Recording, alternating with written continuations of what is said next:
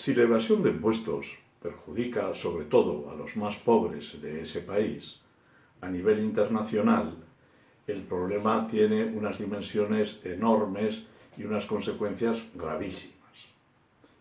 La pobreza severa y la falta de futuro es la principal causa de la emigración.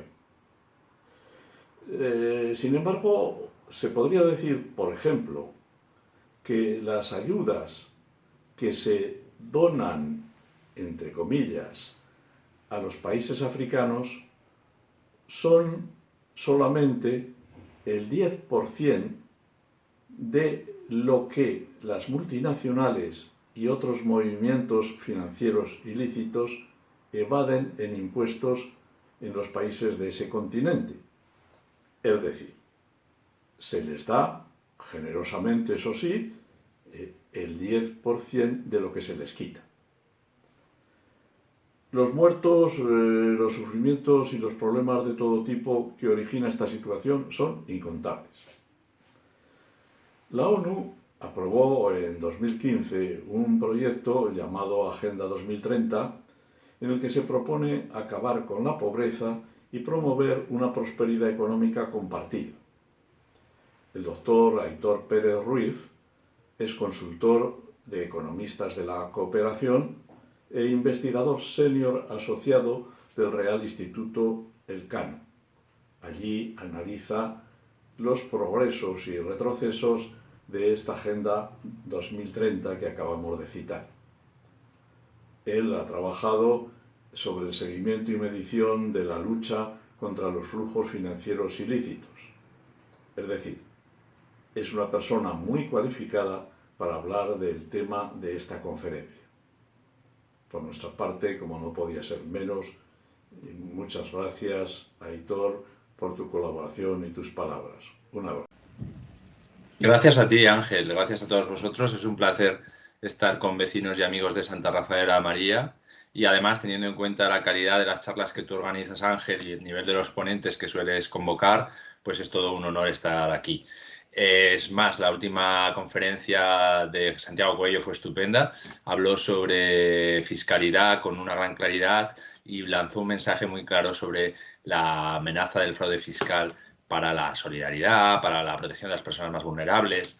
Y es precisamente en esta línea en la que se ha expresado recientemente el panel de alto nivel de Naciones Unidas sobre integridad financiera. Este panel presentó un informe el 25 de febrero de este mismo año, al que yo me voy a referir en varias ocasiones en la presentación de hoy, y básicamente lo que propone es una acción mundial concertada para acabar con el fraude fiscal a escala internacional y con otros flujos financieros ilícitos.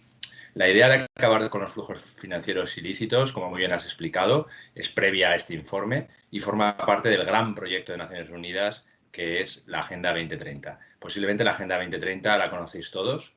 Supongo que la habréis visto representada con un aro multicolor o con una especie de mosaico de muchos colores. Voy a compartir yo ahora la imagen tradicional de esta agenda. Efectivamente, es una agenda que tiene por primer objetivo la erradicación de la pobreza y otros aspectos de la pobreza extrema, como la falta de alimentación, de agua y saneamiento, de educación y de salud, pero es una agenda que ubica estos objetivos tradicionales de la cooperación al desarrollo dentro de algo mucho más amplio y transformador. Se trata, en realidad, de reducir las desigualdades, objetivo número 10, y para ello es una agenda que interviene en el ámbito económico con objetivos concretos sobre energía, empleo, innovación, industria, comunidades y ciudades, consumo y producción responsables y, por supuesto, con una serie de objetivos que todos conocemos que tienen que ver con la acción climática y con la conservación de los ecosistemas, tanto terrestres como marinos. Y ya para acabar, con mucha inteligencia esta agenda arranca también algunos compromisos de tipo político. Entre otros, el objetivo número 16, sobre justicia, paz e instituciones sólidas, que incluye una meta que dice acabar con los flujos financieros ilícitos antes del año 2030. Este es precisamente el tema de la sesión de hoy. Voy, en primer lugar, a definir este concepto de flujos financieros ilícitos. Seguidamente me gustaría darles algunas pinceladas sobre la importancia cualitativa y cuantitativa de este fenómeno. Y, por último, esbozar brevemente cuál es la estrategia de Naciones Unidas y de la sociedad civil transnacional para acabar con este fenómeno tan dañino.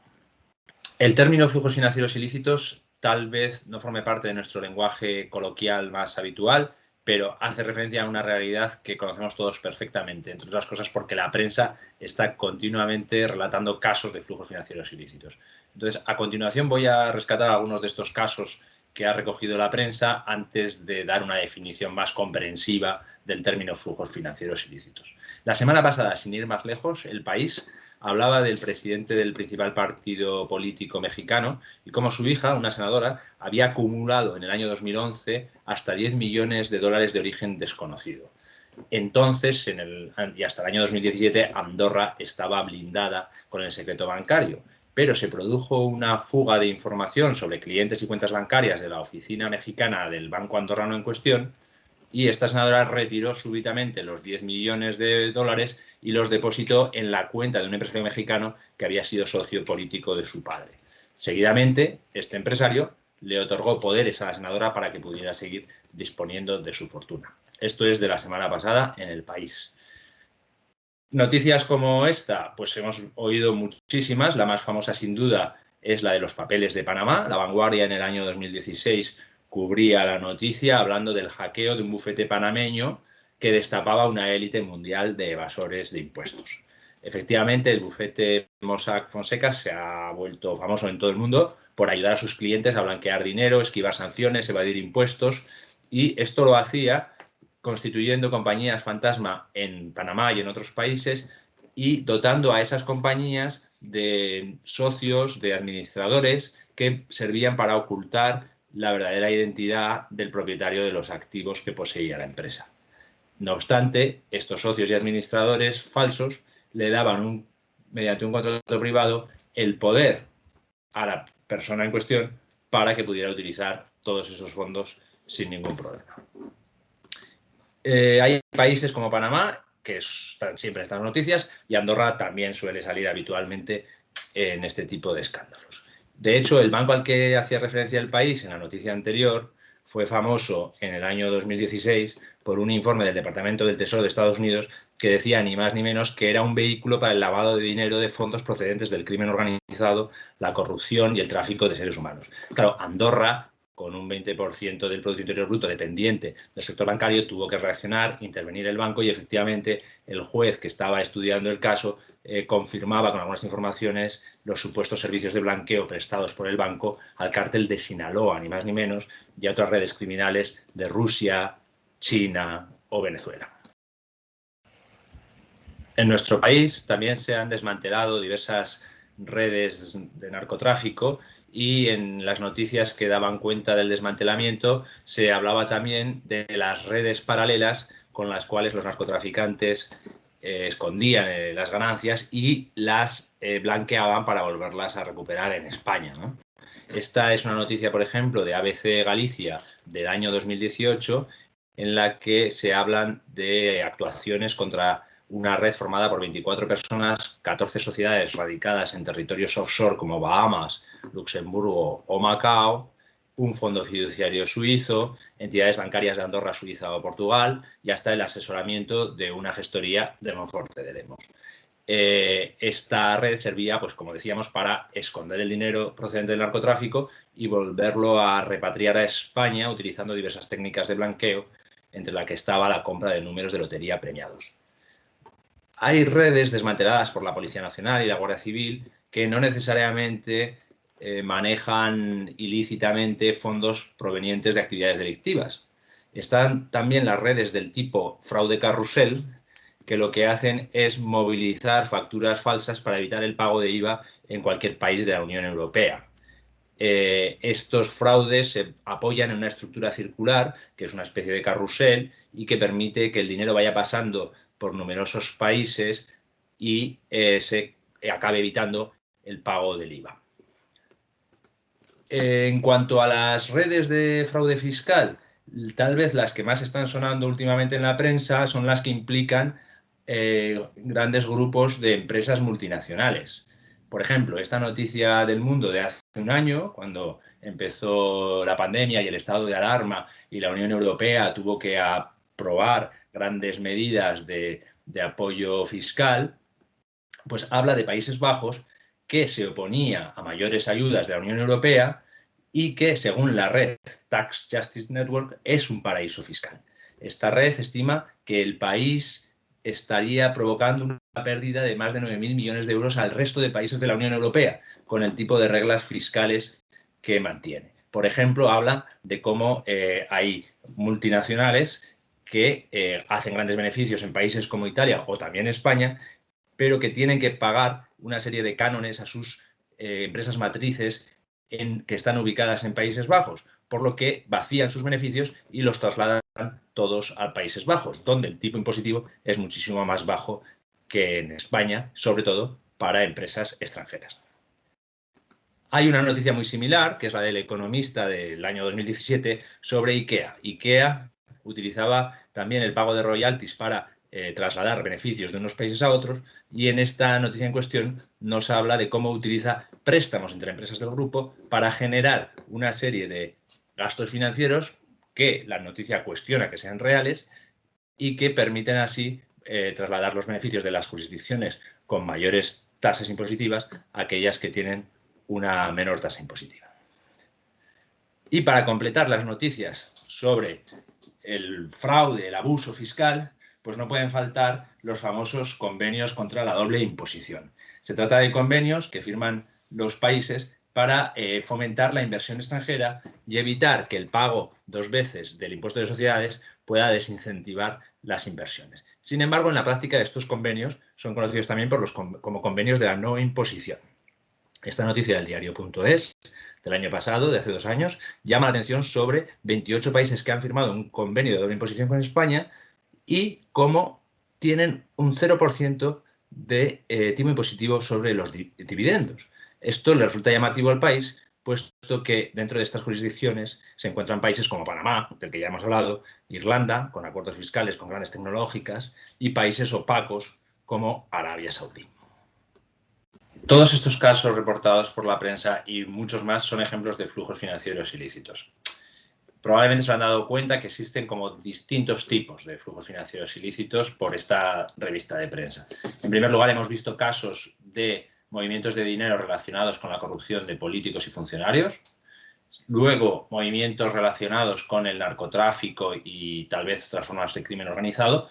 Y por último, un grupo muy variado de casos que tiene que ver con el fraude fiscal. Una primera definición, por tanto, que se podría hacer de flujos financieros ilícitos es la siguiente. Se trata de movimientos transnacionales de dinero que tienen que ver con actividades ilegales. Sin embargo, esto ha generado una gran controversia, porque los movimientos que veíamos de las multinacionales europeas que se prestan dinero, que se pagan royalties cuando pertenecen todas al mismo grupo y que están reduciendo la factura fiscal en los estados donde mayores tipos impositivos hay, esta figura es perfectamente legal.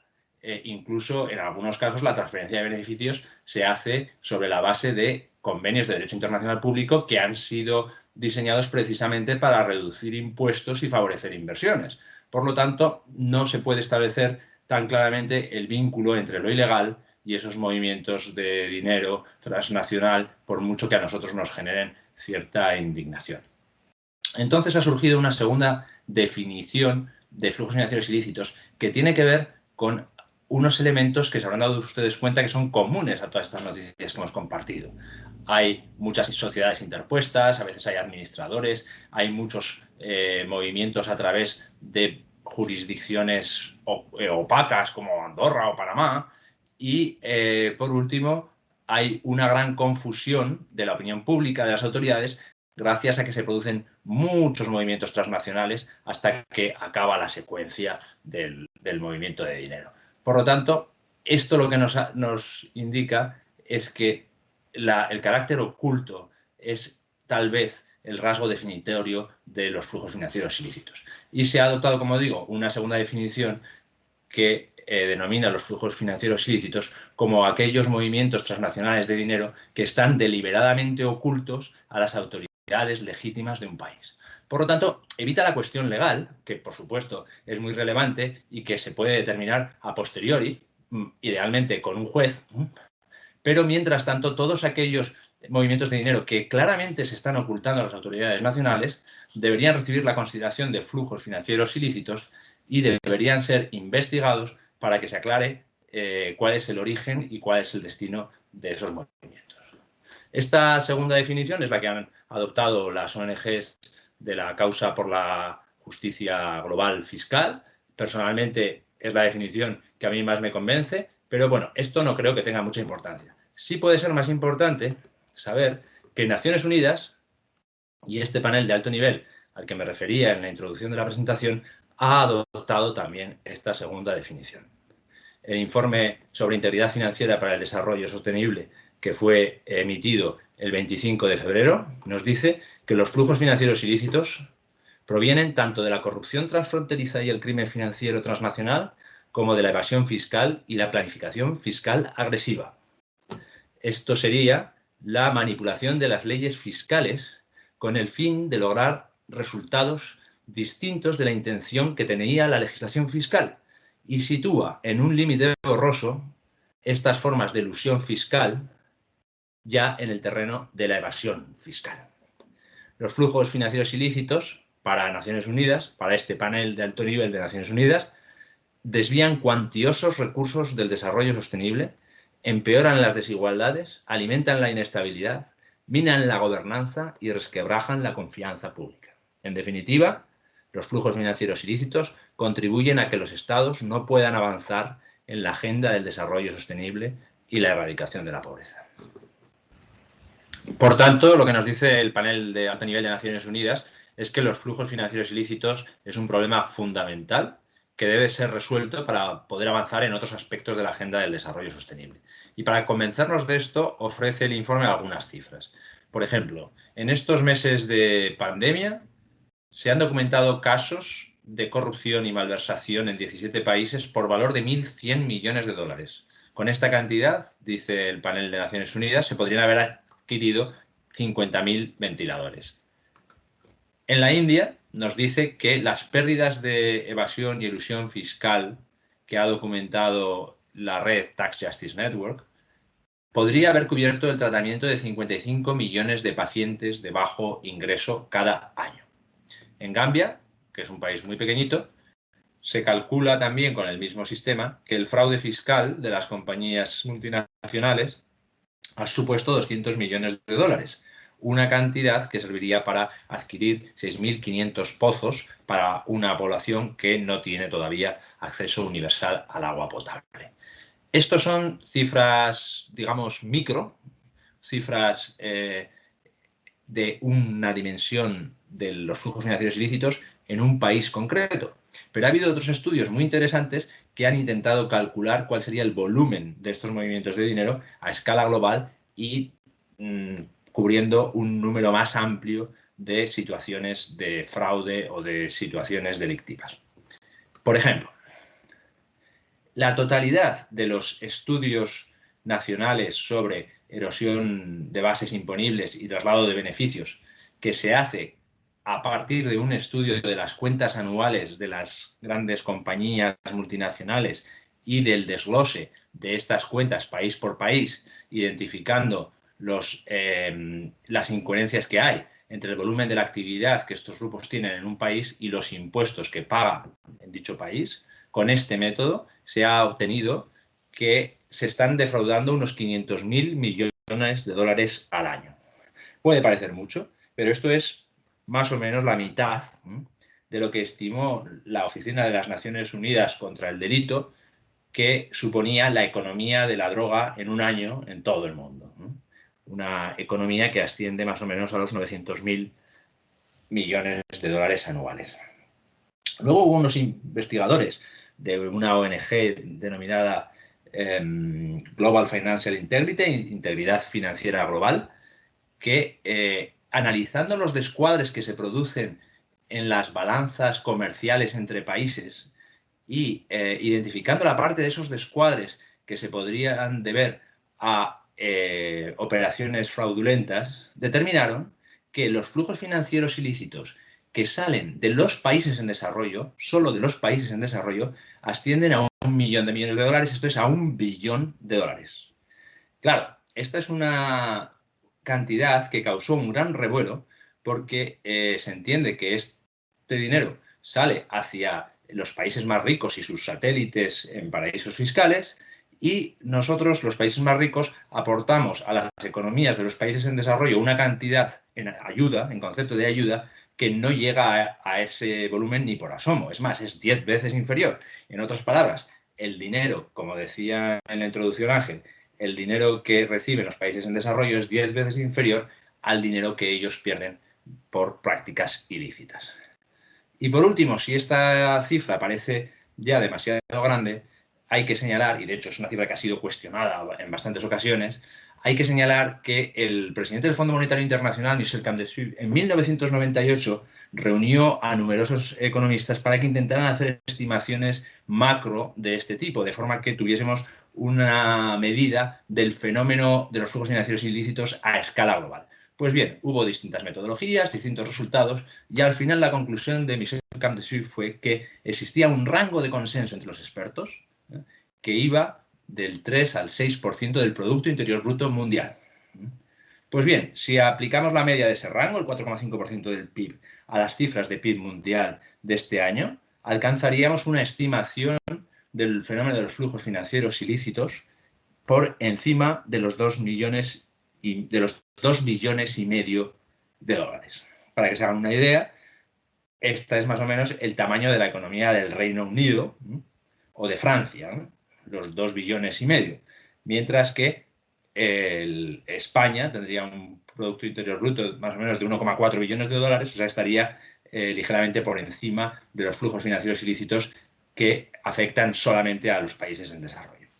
En definitiva, se trata de un fenómeno de dimensiones colosales y, por lo tanto, el informe de Naciones Unidas sobre la posible lucha contra los flujos financieros ilícitos en el horizonte del año 2030, pues creo que debe ser bienvenido. Hasta aquí la definición y la medición del problema de los flujos financieros ilícitos. Vamos a ver ahora algunas de sus posibles soluciones. En el mismo informe de Naciones Unidas sobre la integridad financiera se presentan un buen número de recomendaciones que se podrían agrupar en 3 bloques. El primer bloque estaría bajo lo que se ha denominado el Convenio Tributario de las Naciones Unidas.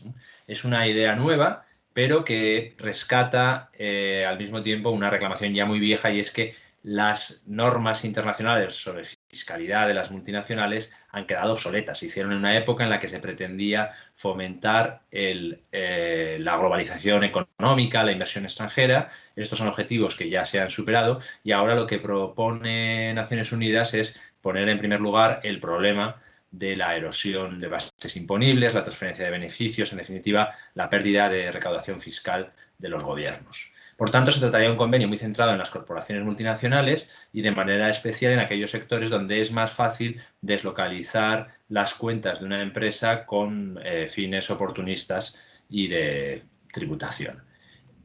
Esto incluiría el sector de los servicios digitales. Al final, el objetivo de este convenio sería que las empresas multinacionales se vieran gravadas en base a las ganancias que hacen a escala mundial, y no en base a la agregación de ganancias declaradas en cada país, porque esto al final da un resultado muy decepcionante. Hay un segundo bloque de medidas que tiene que ver con la transparencia financiera internacional, es decir, reglas internacionales de acceso a la información financiera de los individuos y de las empresas y de intercambio de esa información entre gobiernos. Esto incluiría un registro de beneficiarios últimos o titulares reales, es decir, estas personas que veíamos que eran los dueños verdaderos de una empresa o de un fondo fiduciario y que, sin embargo, estaban ocultos en una estructura de sociedades fantasmas, socios y administradores o testaferros.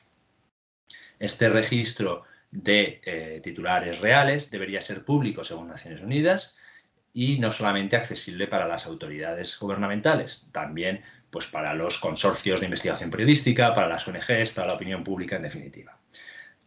Hay una medida más de transparencia financiera internacional que tiene que ver con las multinacionales y consistiría en que las cuentas anuales de estas empresas se desglosaran país por país, de forma que se pudiera comprobar que los tributos pagados por una empresa en un determinado país están en línea con la actividad que ha tenido en base a sus ventas, a su personal y a otros indicadores de la contabilidad. Hay un tercer bloque de propuestas sobre nueva arquitectura institucional, que toma nota del hecho de que las medidas que hasta ahora se han adoptado contra los flujos financieros ilícitos se han decidido en ámbitos intergubernamentales en los que no tenían participación los países en desarrollo. Me estoy refiriendo al G7, el G20 o la OCDE. Sin embargo, las decisiones que se han tomado en estos foros han acabado de una manera u otra en los países en desarrollo, han tenido que endosar estas conclusiones. Por lo tanto, se propone, puesto que son los países que más estarían sufriendo con esta pérdida de recursos financieros, se propone que las decisiones a partir de ahora sobre el tema se tomen en un lugar donde están representados debidamente y donde tienen voz y voto estos países. Además, la arquitectura institucional se propone reforzar con un pacto de los gobiernos que fomente el uso de los recursos que se identifiquen y se confisquen con esta agenda, el uso de esos recursos en los objetivos de desarrollo sostenible de la Agenda 2030. Todas estas medidas son muy pertinentes y parece que se corresponden perfectamente con el tipo de problemas que habíamos descrito previamente. Sin embargo, tiene una debilidad que me gustaría comentar y con la que, por desgracia, querría acabar esta presentación. Ya existen muchas de estas medidas, ya se han adoptado hace mucho tiempo, desde luego se han pensado hace décadas. Por ejemplo, en los años 90, a principios de los 90, el Grupo de Acción Financiera Internacional contra el Blanqueo de Capitales, o FATF por las siglas en inglés, adoptó 40 recomendaciones contra el blanqueo de capitales que incluían, por ejemplo, limitar el secreto bancario, prohibir las cuentas bancarias anónimas y exigir que los bancos investiguen el origen y el destino de los fondos de todos y cada uno de sus clientes. Se les exige también a los bancos prestar una especial atención a las personas políticamente expuestas, de tal manera que los clientes de un banco que estén en actividades políticas pues tienen que informar adicionalmente de sus actividades para que en caso de operaciones sospechosas el banco pueda informar debidamente a las autoridades. Además, se establece una recomendación sobre protección de confidentes, de forma que el personal de la banca que esté colaborando con la investigación no pueda ser acusado de revelación de secretos, y se incorpora a este esquema de colaboración y de información a casinos, agentes inmobiliarios, comerciantes de metales, abogados, notarios, contables. Por último, a los gobiernos se les obliga a establecer en su administración unidades de inteligencia financiera que reciban todas estas informaciones y que dirijan estratégicamente el sistema hacia los riesgos más importantes de cada país.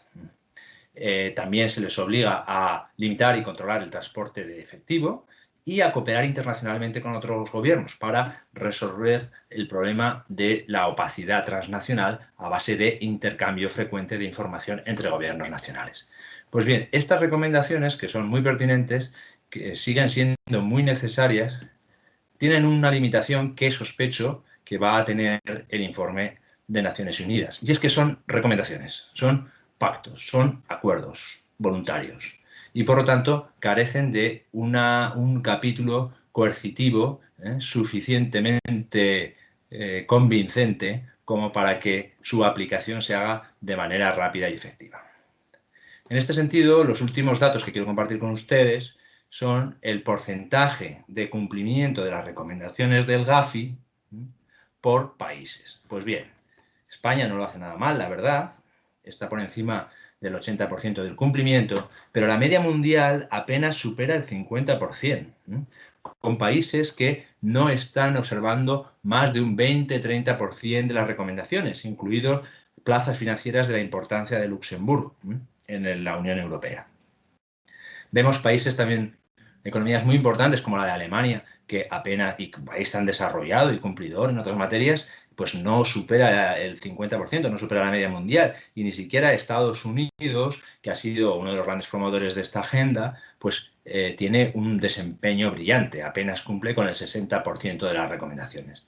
Como decimos, esto tiene que ver con el hecho de que son recomendaciones y sospechamos que las ideas que está proponiendo ahora mismo Naciones Unidas pues van a mantenerse en este ámbito voluntario y por muy brillantes que sean, no van a tener un seguimiento mundial como para cambiar ahora mismo la situación en el problema de los flujos financieros ilícitos. En conclusión, se puede decir que tenemos muy claro cuál es la naturaleza del problema de los flujos financieros ilícitos.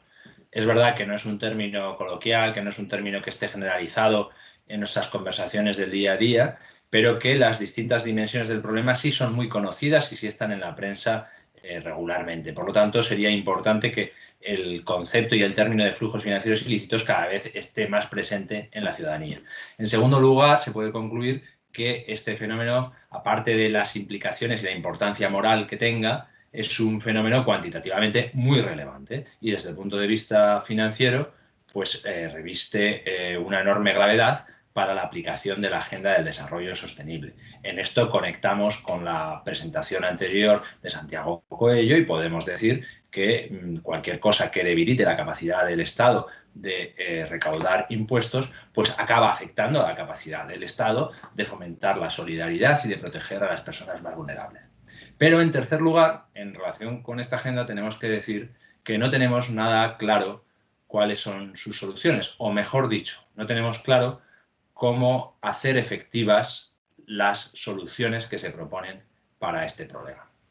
En este sentido, solo puedo invitarles a que sigan el tema y que estén lo más informados posibles. Creo que una ciudadanía informada solo puede ayudar a largo plazo a que esto definitivamente se resuelva.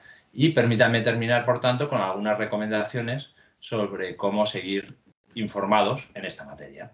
Pues bien, la verdad es que ahora mismo me parece que una de las mejores fuentes de información sobre el problema es Netflix o cualquier plataforma digital.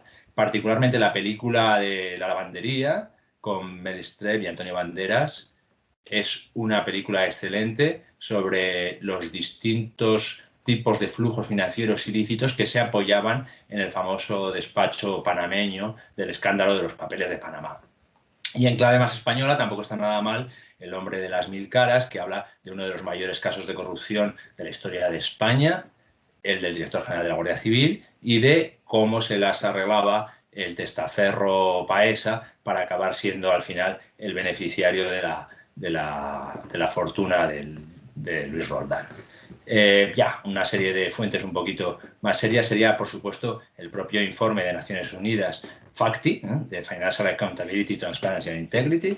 Este es el informe del panel de alto nivel al que me he estado refiriendo en toda la presentación. Y mucho antes que Naciones Unidas, hay dos instituciones muy importantes que han acuñado el término flujos financieros ilícitos, que han producido las estimaciones en las que yo me he apoyado en la presentación y que han elevado el tema a la agenda global, que son la Red de la Justicia Fiscal y Integridad Financiera Global. Son dos ONGs desinteresadas que, como digo, han sido los pioneros en esta agenda y han llevado detrás a Naciones Unidas y esperemos que pronto a los gobiernos nacionales. Así que nada más, muchas gracias por la oportunidad, Ángel, otra vez. Ha sido un placer estar aquí con vosotros y espero que podamos seguir compartiendo charlas como esta y tal vez algún día traer una hoja de ruta más clara y más esperanzadora sobre la erradicación de los flujos financieros ilícitos. Un abrazo.